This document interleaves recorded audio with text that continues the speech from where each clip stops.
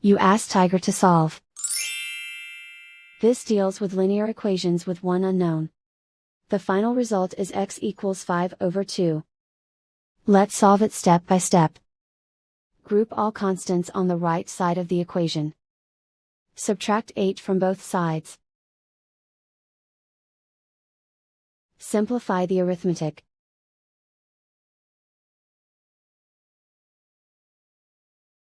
Isolate the x.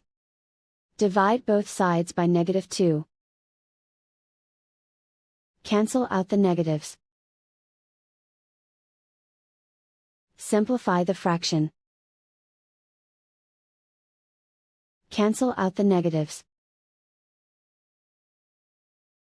And so the final result is x equals 5/2.